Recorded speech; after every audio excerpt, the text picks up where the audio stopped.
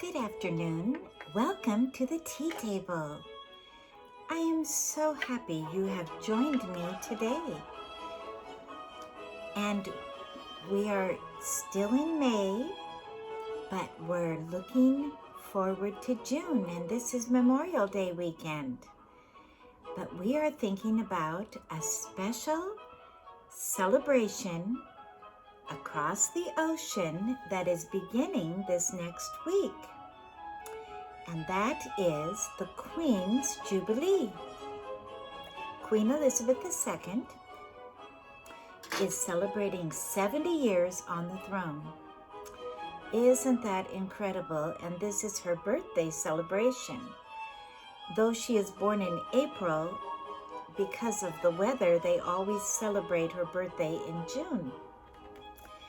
Well, if you haven't gotten your tea yet, pause and get your tea, and I will be here waiting for you. The music we're playing today is Handel water music that he wrote in the 1700s for King George as a celebration, as a victory. There's the royal fireworks we'll hear in a little bit. And, you know, he put the musicians on a barge and they went down the Thames with the king in one barge and the musicians in the other. Very brave, the Thames River, to have the violins and all the instruments right there exposed, but it all worked. And this music is very royal and often used by this queen. You'll hear there's lots of trumpets, and we associate trumpets with royalty, don't we? And that goes back to the beginning of time. You know, even in the Bible, they would have the royal trumpet blow when the king came in. So it has been in every century and in every country. Well, I have special things on my tea table today. And I know the Queen, I always think of violet, that's a royal color. And so we have chosen today lilacs in the most beautiful vintage antique. It's actually, I'm going to just let it sit. It is a lemonade pitcher. And when I saw that, I thought that is for the Queen's Jubilee. And this is the matching. It's actually a coffee or a cocoa pot. And you can see, let's see, this, I think this is the front. Well, yes, I think this is the front. And see how gorgeous that purple is? This is very old. And this is just for Queen Elizabeth II. And special cup, a beautiful cup that matches. And we will pour out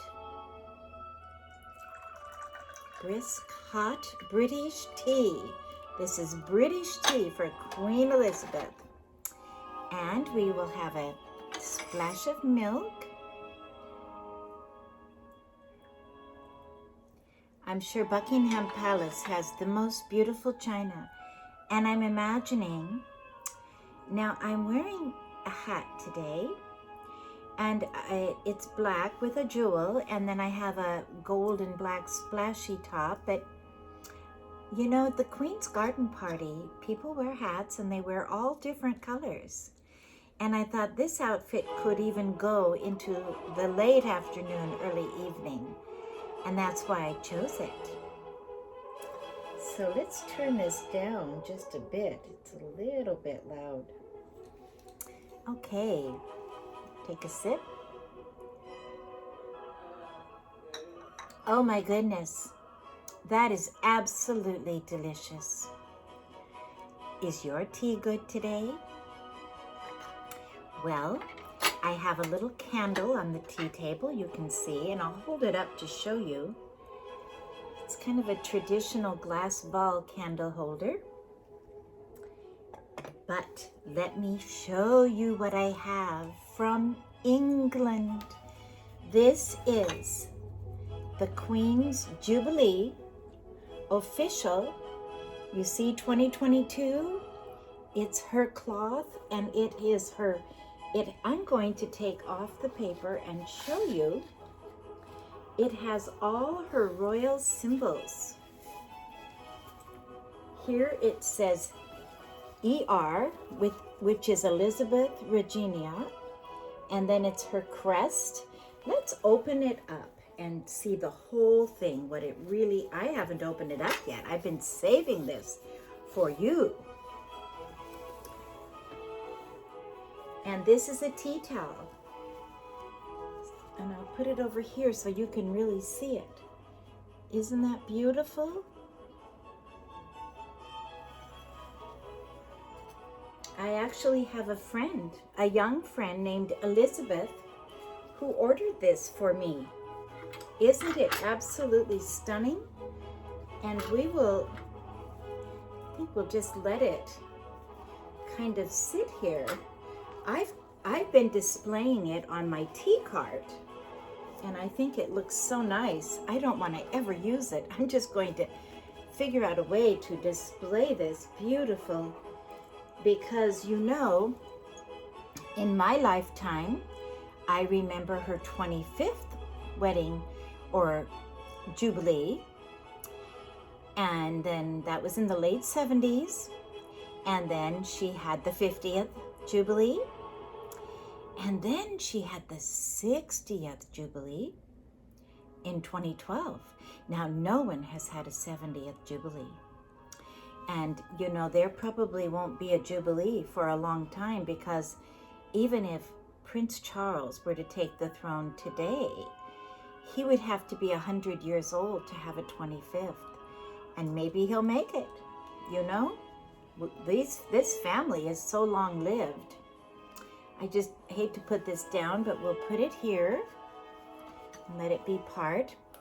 But now, look what else I have to show you. This is the tea can that goes with it, and it has her whole symbol, and it says on it, Queen Elizabeth, Jubilee tea. Now, I have not opened this yet. I will open it for one of our tea talks. And then I know I have little tea people especially. They tell me they wait to see the treat.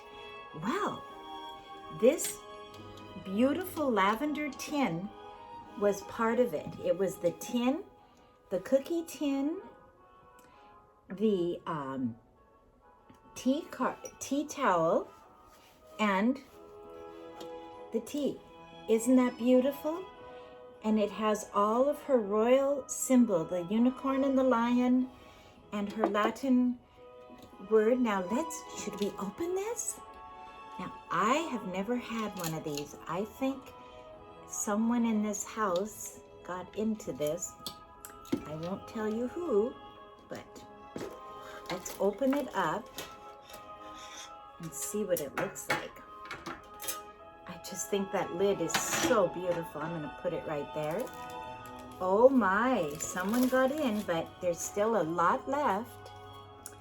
And it is real, authentic Scottish, British shortbread. And I brought my tea cookie tongs with me, and I will show you how I would serve this. We would go like this. See? And we'll take it, and I'm going to put this down. And I'm going to borrow this little plate. Let's see. I'm going to put the little Scotch shortbread right on that. Isn't that beautiful? And see, it has the purple too. Everything is purple. It's just lovely today. And purple is a combination, all of you artists know, it's a combination of blue and red. Royal blue and royal red makes royal purple. Now this is your teacup, and I put the little cookie on the side, and so I'm pouring out for you today because you are very important to me. And I want to make sure you get some tea also. Okay. And I think you may like a little splash of milk. Just a little bit. Doesn't take much. This tea that I've made today is not too strong. It's just right. I'm going to put that down. Then I'm going to take the lid and we're going to put it back on. Oh, and it's a very rich, very, very, very rich smell of shortbread, butter. This, I just hope you can see this beautiful, beautiful tin. It is just so lovely. Let's put it there for you for a minute. I've been saving this. I've had this for about a month, and I thought, I am saving this for the tea, the beginning of the royal tea celebration. And I think we are going to have more than one, because next weekend she will have a 4-day event that people come from all over the world. And I thought this outfit actually reminds me of someone from her Commonwealth country. It has a little bit of an Middle Eastern ethnic flair, and she loves her Commonwealth people from all around the world. Now for my purse today, this is a very sweet, perfect little purse to take to tea. There is literally just enough room in this purse to have, I've taken this purse to a wedding, and I had just enough room for a cell phone, my glasses, and my lipstick.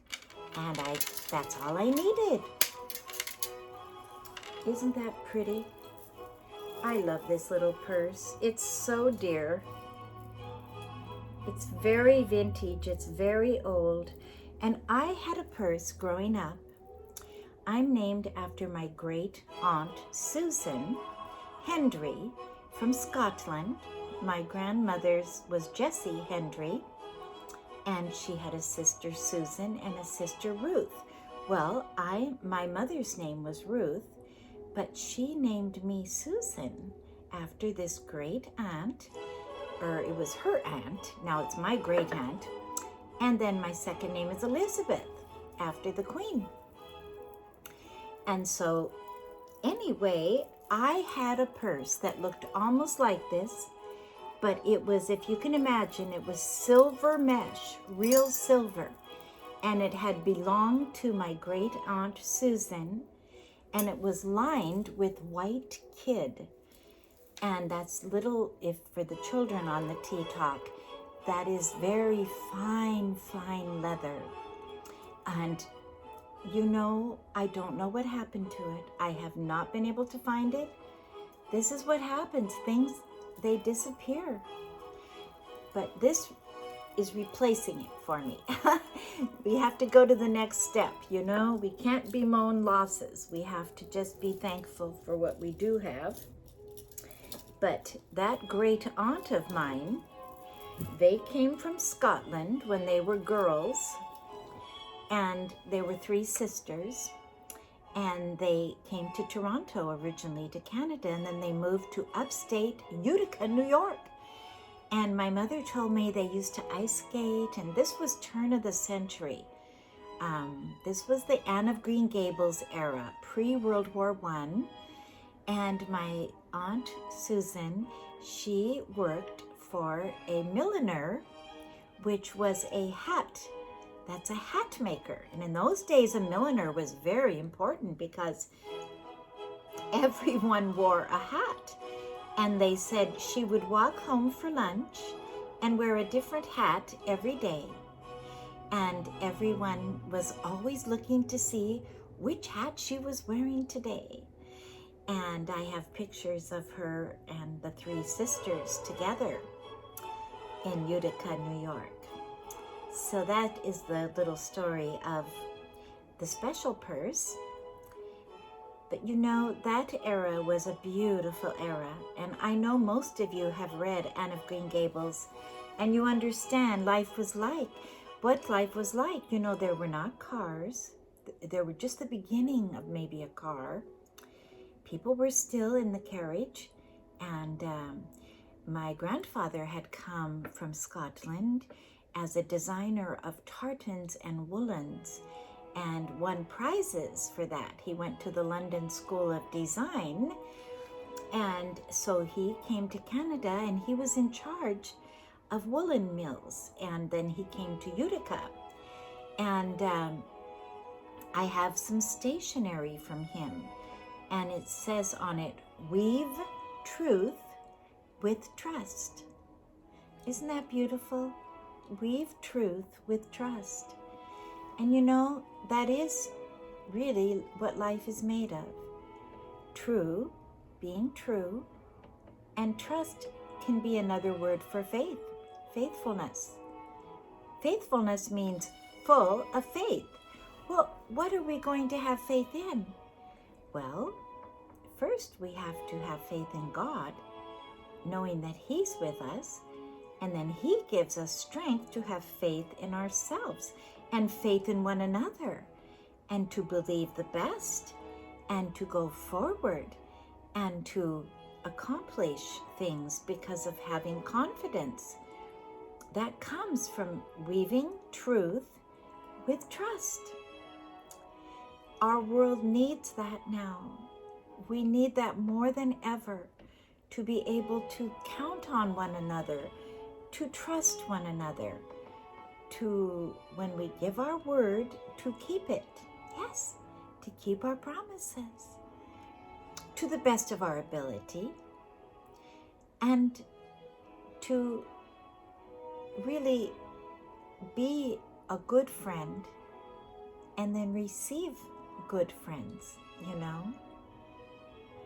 I love the verse in Proverbs. It says, "A friend loveth at all times." Isn't that beautiful? A friend, a true friend, is there for you when it's in the difficult times and the good times. That's the test. A true friend will come through every time. And I hope you have a good friend, like Anne of Green Gables. Remember, the kindred heart friend, the friend that really understands you and you understand them. And you know, I believe God wants us to have good friends. And if you need a friend, you can pray and ask God to bring a good friend into your life. And He will. Yes, He will. And He wants to be our friend too. Yes. We can talk to Him just like a friend because He loves you and He loves me. Well, Queen Elizabeth has reflected such dignity, such grace, such beauty, and such love through all the years. She is the supreme example of faith and truth, isn't she? She's true to herself, to her country, to God, to her family, and she's been faithful. She has probably opened more buildings. She comes and cuts ribbon. She receives flowers. She shakes hands. You know, that looks very glamorous, but it's hard work. And when I lived in England, I had a dear friend who was the daughter of a lord, Lord Auckland. And she had attended the Queen's tea party that she had, and she just had them this week again. And she said the Queen would stand on her feet for hours, walking through the hundreds of people, greeting, and then finally would have a little cup of tea herself. And I remember this friend, Lord Auckland's daughter, she said she really needed a cup of tea. And that, I think I've told you about Lord Auckland, that took me to the House of Lords once, and I had tea with him. in the Lord's tea room, the House of Lords tea room. That has to be one of the most supreme, dignified, royal experiences of my life. It was absolutely peaceful in the House of Lords tea room. There were linen and silver, the finest china, the most delicious tea. And I remember they served buns. In England, they have these, they kind of look like a plain little bun, but they have raisins in them. I think they call them raisin buns, and they're often served in afternoon tea. They're light, but they're not too sweet. And so for people that want just a little something, but not a sweet thing, they're perfect. My other experience was in York, that a dear friend, Mrs. White, well, actually, I met Lord Auckland's daughter through the Whites, and I stayed at the Whites' home. Heather was my friend, and she was studying history, and they call it, oh, I'm reading history, because they meet with their professor, and then they get assignments, and they read and read. And so she was so busy studying when I was visiting that her mother and I would go for walks into the little town of, in the inner old town of York, called the Shambles. And if any of you have been there, you'll know what I mean. It's a narrow street, and when you look up, the buildings hang over the street. Well, there's the most wonderful little tea room. I bet it's still there. And she would take me up, and we would sit and overlook the street and have tea and one of those raisin buns. And they're almost like a cardamom bread, kind of a sweet, like what you would have hot cross bun. Sometimes they have that different colored pieces in them. They're perfect for an afternoon little snack. And that's where I learned to love having tea. And Mrs. White would walk with me, and we would talk, and she was a wonderful lady. She was actually a lay minister for the Episcopal Church, and so she would do visitation and take me with her. And through that, I got into some of the most truly authentic old British homes, because she was visiting the elderly, and they were still in their homes, and it was fascinating. Fascinating. Well, I hope that you can take in something of Queen Elizabeth's celebration. It's going to be on the internet. It will be on BBC TV. I have a British channel I watch. I'm sure they're going to show all the events, and it's worth seeing, because this is a once in a lifetime. You know, Queen Victoria had a very long reign. Queen Elizabeth I had a very long reign. Now, Elizabeth I, she's in the 1500s, remember? Shakespeare is writing during her time, remember? And then Queen Victoria is the Victorian times. She becomes queen very young, in about 1640 something, and she lives to, I think, 1902, and then she has a diamond jubilee. Okay, the silver is 25 years. The gold is 50 years. The diamond is 60 years. So she had a diamond, and she had a prime minister named Disraeli. And he was a fascinating person.